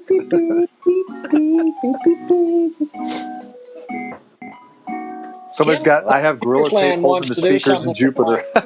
That's James. Yeah, why? We got one vote for Steve. So far. One vote for Steve. H duct tape mods, really? 2 votes for Steve. There's people, they've been paying attention, you know? They got all these Really, answers Steve? right. Well, there's some they got wrong. There's a That's couple they true. got wrong. I think think Crippler X has gotten basically every single answer. He's Nah, been he paying got one of attention them to right. Then again, he keeps double guessing. One more minute. No, that counts. Okay, the answer is Steve. Yeah. Everybody said Steve. No one said anything different. So, Steve, they know you too well. Yep. I guess they've been watching my videos, so that's I did a video on it. Just so 2 more kind of minutes. an easy one. That's a There plus. you go. Your videos are being Stever. watched. Yay. That is all of my facts. And I hope next week to be getting some juicier facts. I'll be stalking you guys, Facebook pages, getting pictures of the dogs. Oh, Lord. Do you have my daughter's phone number? If not, I'll link it to you. Well, I hope everybody over there in chat, hope everybody enjoyed that. And I will see you when I come back again with some juicier things. Sounds Yep. good. Hopefully you guys enjoyed fun. this. We want to make this like kind of an interactive thing, and I think it actually worked. Yeah. We just got to get some better facts, I think. I think so too. Yeah, this was a last minute thing. You guys put this together yourselves, and it's so cute. But I'm gonna have to dig deeper. And we got to thank our lovely host there too. So Thank you very much. Thank you. You guys have a good night, and I will be Yeah, listening Wendy. to you till the end. I have an See ya. octopus here fighting me. yeah, I see that. Bye, guys. Bye. All right, guys, that's just a new episode or a new thing that we're going to try out on here. Yeah, let I us know think what it you worked. think. I think it worked pretty well. What do you guys think? That was fun. And us talking, I think we kind of steered them away from people too, because that actually, I think that worked. We tried to fool you. That's right. We tried to steer you away and stuff. So hopefully, We'll have that to get some works. tougher questions. Definitely That's get some right. tougher stuff. All right, guys. Next section is news and announcements. We already announced the one news, so we're not going to go over that again. The first one is, and I'll go ahead and post a link here so you guys can read it. But let's see. Is Apple stores are crawling with bed bugs. Now, Jay, you want to take this because you found this one, and you Yes. actually have experience at that. Yes, I don't doubt it for a second that it happened. Even though the article and the link is in the chat, was pretty pumped up. I worked at Genius Bar for 6 years. I wasn't even in the store touching the computers that everybody touches. I just got people coughing on me and handing their disgusting toilet phones and all that stuff. And I had a cold or some kind of mysterious virus every other week. And it's true. The Apple Store is a Germ magnet. it's a petri dish. We always called the store a petri dish. Everybody that worked as what time are you working in the petri dish tomorrow? And everybody knew what you were talking about. It's so bed bugs, especially in a store like Fifth Ave where you get a lot of homeless people in. I don't doubt it for a second that they have a bed bug problem, and they handled it exactly like I would expect them they would. Yeah, it's like ignore it, spray some Raid on it, and hope it goes away. Sorry, I'm looking at a picture that Greg just posted. So. Because if someone pulls up in an Orkin truck outside the Apple Store, that's bad for business. So they will do whatever it takes to pretend there's no problem until you really don't have a choice anymore. There's no problem until somebody takes their fancy MacBook home and all of a sudden has bed bugs. Yeah. Yeah, so don't be surprised if your MacBook or that you bring for repairs or your phone has critters running around in it after you get it back. Yeah. You get a few special Apple friends with it. Yeah. I'm all for a healthy exposure to germs and all that stuff. It's good for you. But if you visit an Apple Store, have some Lysol in your car. Just wipe yourself down. Wipe your product down. Get some Purell. Those are not the kind of germs you want to take home. Trust me. Yep. Especially since everybody touches everything in that store. You know, everything's like there for display. Yeah. Yeah, I would probably, that's actually a good idea. I never even thought about that going into an Apple Store. Because to be honest with you, I thought they were the cleanest stores ever. But after that article, the stores are cleaned all the time. Very basic cleaning. And everybody, especially if you work the Genius Bar, you are Purelling yourself up to your neck every 5 minutes. But all it does is it kills all the weak germs, and you're left with a bunch of super bugs on your cables and on your keyboards and stuff. And it's just you're gonna get sick no matter what you try. Yeah.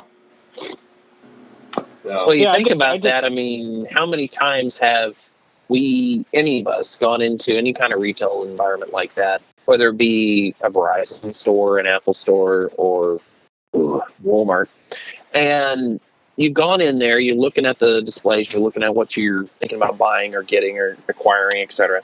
And then you go out to dinner afterwards. You just infected yourself.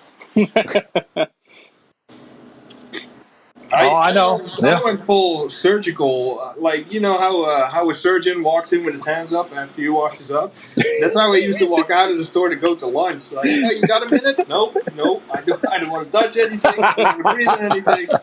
Just to go to lunch. It was ridiculous. But you had to. All right. Well, that's the disgusting Apple stores. Next bit of news. Let me post a link here for you guys. This came up yesterday. I saw this happen yesterday, so I thought it was a pretty interesting piece of news. But the Apple is going to actually start using the Qualcomm's 5G modem starting with the 2020 iPhones.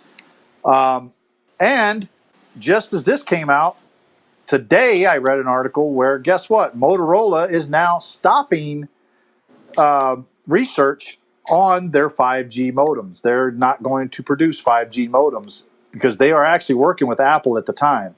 But since Qualcomm and Apple settled their little dispute, I guess now Motorola says, ain't no use in us trying to do something that's not going to be profitable. So I'm pretty sure that Qualcomm being the sole supplier was part of the settlement. That, and they were trying to keep Motorola out of it, because if Motorola had got a foothold in, like you said, they weren't going to be the sole supplier anymore. Yeah. So I think that's probably one of the biggest reasons why Qualcomm settled.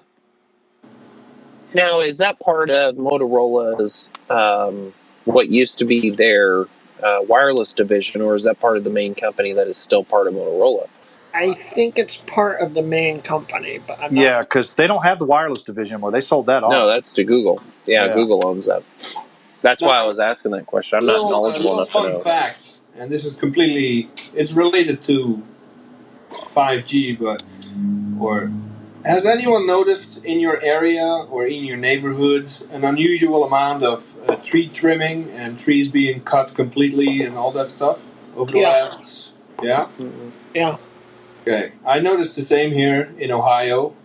People in Europe are noticing it pretty much in every country. And we're talking decades, millennia-old trees that are just being removed for no apparent reason, or some BS reason is being given. And this is all in preparation of 5G. 5G can barely get to a shrub. They have to have clear line of sight to make 5G work.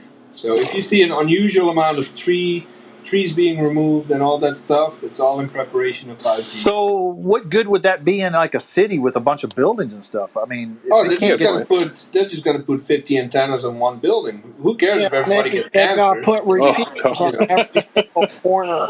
Yeah, I understand that, but it's still going to be crappy service inside of the city. And I'm sure things will improve maybe I eventually to honestly make don't that better. understand why we even need 5G. LTE is pretty darn quick. Innovation. Yeah, that's At least wait until 5G is actually more like 6G. It actually works. It's all a marketing thing. They just want 4G LTE has been around in marketing long enough that they think it's old and it's stale. Because your phone has LTE on it, they want to sell you a new phone, the most new and improved, faster 5G. That's true, but most phones can't even handle the fastest 4G LTE speeds, and most carriers, at least in areas that aren't super popular cities, can't even spit out that fast of a connection anyway. Well, here's the thing too. Motorola, one of the biggest reasons why they stopped on it also was the article I read was because they couldn't make the modems power efficient. Yeah. Because the faster data speeds you try to push through a modem, the more power hungry it's going to be, which eats up more battery. Just like the original iPhone with 3G. They didn't put the 3G modem in there because it was too power hungry. Yep. And the same thing when they went to LTE. I mean, they didn't go to LTE until I think the 5S. Because the 5... No, I think they did it in the 4. Yeah. No, I don't think they had LTE in the 4. Yeah, I think they did. It was in, I want to say, the 4S. Was it the 4S? 4G was 4S. 5 was LTE. I'm not really sure. Well, it all depends on what you call it, because AT&T uses the 4G moniker, which is basically LTE. On a different bandwidth or something like that. Things. LTE is like 4G plus. Yeah. Yes, the 5 is the first one with LTE support. You're correct. Oh. Look at you there, looking it up. Well, Noah says Qualcomm will essentially have a monopoly on 5G modems, and Apple will pay dear.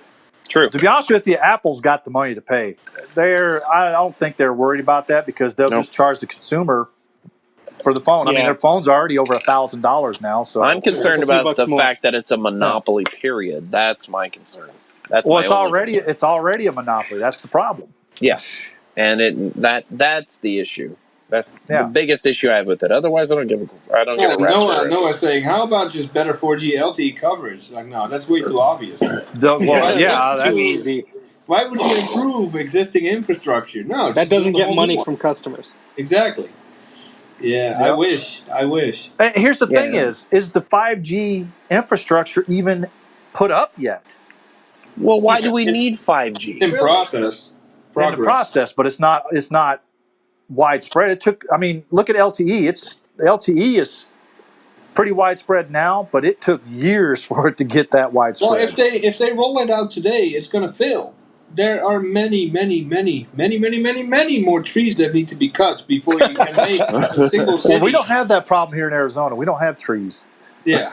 Well, that's probably they'll be knocking down in your area first. Yeah. We don't even have cactus in here, this area, really much. Really? They've already knocked them down. Because they only grow in a certain altitude. So. I mean, we have the low cactus, which only is about a couple feet off the ground. But the saguaro cactuses only grow up in the Tucson area, which is at about 2,600 foot altitude. It's a certain altitude that they grow at. Yeah. Oh, that's cool. Yep. Little fun fact. I should have left that for the damn master facts. Yeah, there you go. You'll do it next week and people won't pay attention. So. Exactly. All right, so we're going to go ahead and skip over to Steve here. Steve, you're next with your Steve's Archive Adventures. So take it away. Yeah. So, and this, I guess this is, I don't have the thing to show up here, but I got a Power Computing Mac clone a while back, and what I have done is I did some research into the CDs that came with the system. So, you restore your install disk for the operating system. And it seems like there's a few different versions of this disk available. And it's a little difficult to tell, depending on the number that's on the bottom of the disk, what version it is. So I'm just going to be cautionary and just archive this version as well. So that's why I wanted to tell everyone that I'm doing is I took the operating system CD, which is running System 7.6, and I made a disk image of it, and I'll be putting that on archive.org and making a little post on my Patreon page and stuff like that. And I just think it's very interesting because that disk not only contains the operating system, it contains a bunch of goodies too. There's some really trippy desktop patterns that look ugly as anything, but they're, mid-90s vaporware, I guess. And there's some software on there too, like hard disk toolkit, CD-ROM toolkit and stuff, as well as some icons and things that they put on there. So this was a disk released by Power Computing, so it's not an Apple disk, so it's a bit more hard to come by. And I did see a few archived around, but I don't know if they were this version for this model. So I'll be archiving that, so if anybody else comes along and grabs this machine and you need a disk for it, well, there you go. I mean, the machine will run other versions of System 7 and 8 and even up to 9. But it's nice to have the original CD that came with it. It has some little goodies in there, readmes and stuff like that. So, All that, Steve. When are you releasing your clone video? when it's ready. When it's ready. That's when you go on my Patreon page and give me $1 and you can look at the early draft. See? Well, I've already done that. I want everyone else to be able to see it. It is, every time I go to edit the darn thing, I learn something more about it. So it's went from 1 video to 2 videos to 3 videos. So the first one I hope to get out sometime next month. I'm wrapping up a Performa one now that'll be out probably Monday or Tuesday. So it's coming. Sorry. It's coming. Well, good. On There's the a lot to cover. or 5th video that you do, we can have my UMac Superman. Yes, we need to do a shootout. It took too long. I withdrew my Patreon support. I have to mail you your $1 back. But yeah, I'll be putting that CD up. I think that's a cool disk image. Even if you don't have a Power Computing clone, there's some cool goodies on there. Cool. That is awesome. So anything else there, Steve, or is that? That's, well, let's see. I think we had a topic similar to that, but I had to go back outside. It was creeping up on 90 degrees in my office. Oh, it's pretty much that hot in here. I got the door closed. I got this Xserve RAID running back here.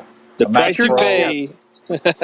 But you're not even running a G5. Everybody thinks those are so power hungry. Yeah, the other thing I ran a lot hotter, I think. What was that, Steve? Anyway, Kelly. No. The other thing I forgot to mention, because it's hot in my room too, so is that 24 years ago was the first Macintosh clone, and that was by Power Computing. And this was the first, piece of hardware that was licensed to run the Mac OS that wasn't built by Apple. So this was, part of the Mac clone effort. And as Greg mentioned, there's a video forthcoming about the history of this because it's very fascinating.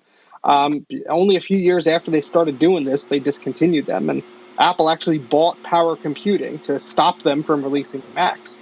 Can you believe that some people forgot that it's been 24 years? Can you believe that? I mean, when I started looking into this stuff, and you Google Mac clone, and a bunch of nonsensical things come back, it's sort of one of the weird things. You'll see it on Engadget or some of these websites every once in a while, like, oh, Apple did this. Can you believe they did this? And it is really strange to think about it, but I mean, just not a spoiler for my video or anything, because it's common knowledge, well, to me at least. What was essentially they wanted more market share, and they thought if we have other companies manufacture Macs, like the one Greg is holding up there. It's a beautiful Super Mac tower by Oh Uni. my that one God, of those. Timmy. Yeah. Okay, don't break you're the one that don't break works out yourself 7 there. days a week, right? Clearly. You looked up that. Clearly, And you this are. thing looks like a late 90s. It even feels like a late 90s Dell Dimension. They're Yeah. wonderful It's machines. incredible. And that's the thing. You got the power of a 601 or better processor, and even dual or quad processors up into the expensive models I of think these that different one was a companies. 603. Yeah, and you That got S900. as they went on. But these are really cool because they just had a lot of potential. You got features in there that Apple didn't provide, and they were monsters of a machine. But what Apple found was that because these machines are more affordable than Apple's offerings, even for a machine that was faster than what Apple was offering, Apple was losing money because they would only make it on their high-end machines. So Steve Jobs came back. He said, "Nope, we're not doing this anymore. The licensing cost is not helping us," and that was the end of the clones. But there's more fun about that topic, and hope But to have They the some couldn't main next charge reason enough. why they bought out Power Computing was because they actually did renew their license. Well, there was a whole snafu over Power Computing wanting to redo their license because they wanted to run Mac OS 8. And that's the whole reason it's called Mac OS 8, not Mac OS 7.7. I think Because- Mike mentioned that in his last video. Yeah. That they stopped saying "Welcome to Macintosh" in 8.5 or something because of the clones. Exactly. That's in a 7.6 or something around 7.5 or whatever. Yeah. Because of the Macintosh clone. So, yeah, it was a Mac, but it wasn't a Mac. Yeah. It wasn't made by Apple. So, yeah, there's a whole, as you can see, this is why these videos take long to do. Now, 'Cause there's now a they ton don't of greet history you here. at all anymore. It's just an Apple logo with a bar. It's not welcome to anything. No It's lights, thank no you for your nothing. money, punk. Here's an Apple logo. Yep. That's a good And there's no intro. bong either anymore on the newer Nope. stuff. Nope. Yeah. I think that's a ripoff. Yeah. Oh, I Yeah. agree My with you. bong break. Hey, the Mac clone I have has a startup chime just like a real Mac. So there you go. I think mine Yeah. does too. I haven't turned it on. Yeah. Yeah, I think it's part of the ROM. Yeah, it is. I'm pretty sure. So yeah, that's you want to hear more about the Mac clone, you could do my Patreon for $1. You see an early video of it, but there'll be one coming out fairly soon. By the way, I already thanked Steve before about 10 episodes ago when I introduced that clone in that episode. Steve's the reason why I have this clone. you were blaming me for making Always you spend blaming money someone a few else. episodes ago. See, Jay, next Now he's you're going to be praising it. Next, he's going to be getting an Xserve RAID, and he's going to get a couple of Xserves. Right, Greg? You'll see my I've dead been, body. full disclosure, I've been telling yeah. Greg to do an Xserve series for, a year now? Over a year. Yeah. Yeah. So I'll rent That's- out my Xserves at $100 a day. If you record quick, you can do it. Or I could just do the series at your house in like a few days' time. Oh, no, I don't want you here anymore because I keep ending up with stacks of dead power supplies and all kinds of other stuff. But hey, I'll send you some, Jay. rebuild them for me. He's like, no. Half my basement has labels with your name on it. Yeah. All right, guys, we're going to move on to our last segment of the night. And this is our favorite one, or my favorite one at least, is what were they Now we need smoking? Jeopardy music. No, it's not Jeopardy. We don't need Jeopardy for this. We need dun, dun, dun. And this tonight's what were they smoking is a doozy. Oh, yeah. All right. So I'm going to I'll post the link here in the chat, but I'm also going to bring it up on the screen here. We just So- lost someone? It was Steve. Steve. Yeah. He got Anyways, excited and hit the button again. Yeah. No, I Anyways. lost Greg's audio, so I Oh. was probably talking over him, so I apologize. Anyways, this is what we have for our nominee for the What Were They Smoking.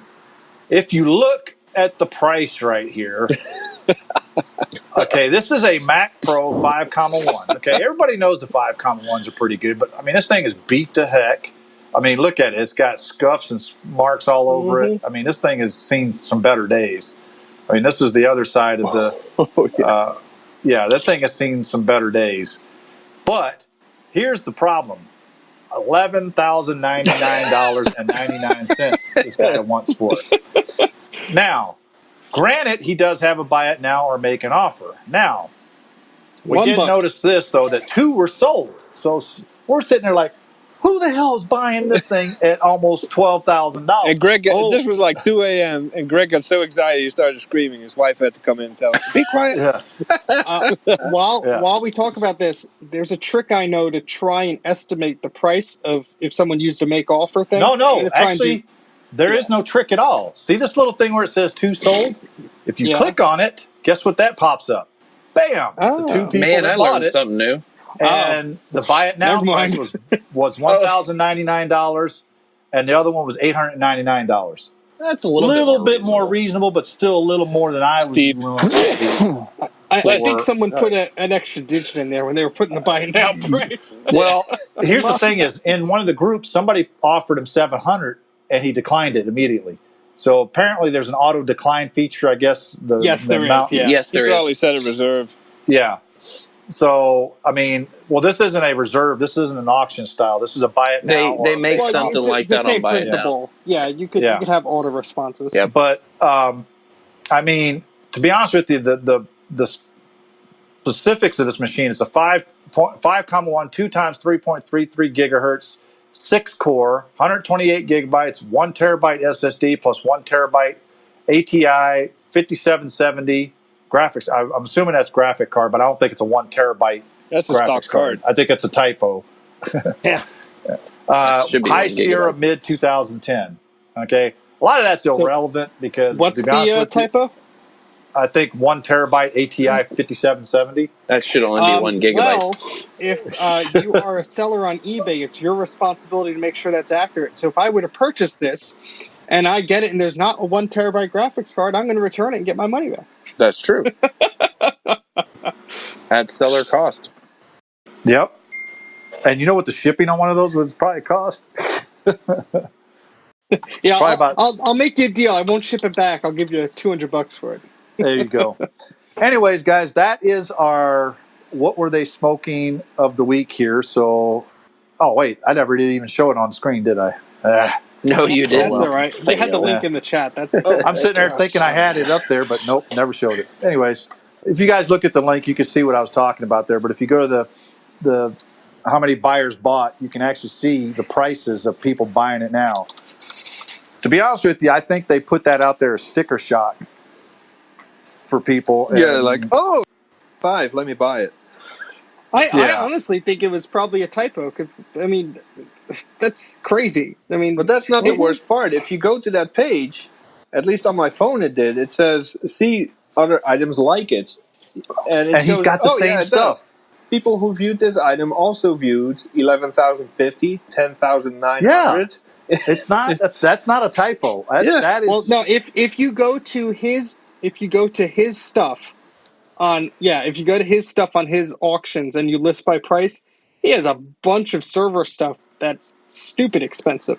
Yeah, that's what we're talking even about. If even if it was a typo, what was he smoking to make a typo like that? Yeah. Yeah. Crazy. So I do mean, we I'm have trying to any, give him the benefit of the doubt, but clearly he is crazy. Do we what have did any you guys guesses guess as this to week? what he was smoking? For that price, I'm thinking some serious good peyote. I'm guessing whatever was dust left in the back of the power supply there. Took that out. Snipped it. there you go. So, Oh wait, he has another one that's only $10,899. Yeah, see, so that's not a typo. And Oh. there's only one left, and he sold one of those at $899 also. Yeah, That's a Jeez. savings of over $10,000. That's you saved incredible. $10,000. I'd like to see don't that delay. invoice from Buy eBay. today. But guys, I mean, is there anybody in the chat that thinks that is even close to a good price? I mean, No. 'cause- Maybe if he was giving you 12 of them. I mean, even the $899, I would probably scoff at. I mean, He you're looking sent it at with a happy ending. That's Oh, what yeah. he no, did. it's probably close to $8.99 with all the upgrades in it. well, but he's not offering a keyboard or mouse. Wasn't or that a anything. It's single CPU model? just- no, it's double. Yeah, Okay. that was dual 333. Yeah. Well, the For the cheapest thing amount of he has on power his store that it is still a has thing of today, RAM. I would pay $800, maybe even $899 for that setup. Not with that graphics card, but I would too. you know, Well, that's 'cause a it's basic still, graphics card. I mean, I think I have that one in my. It's not going to run Yeah. Mojave. Yeah, you it can do. barely do High Sierra, that card. Yeah. Yeah. So,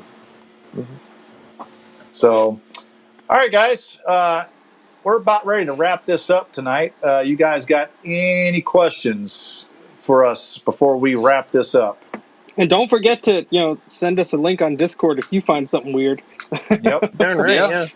Join Discord our is Discord. where it's at. All right. And We'll speaking try of and post a Discord, link to that. yeah, join our Discord. Sometimes we're on here right after. I will probably not be because I want to go play around with my Xserve, see if I can get that thing up and running. But I will maybe be on a little bit later. Who knows? But join our Discord. The link is up there. If somebody wants to pop it in the chat so they could cut and paste it because they can't really copy that. They'd have to type that in. We'd go for it. But everybody, make sure you like and subscribe both YouTube and Facebook. We do have a Facebook that actually we have the links down in the description below.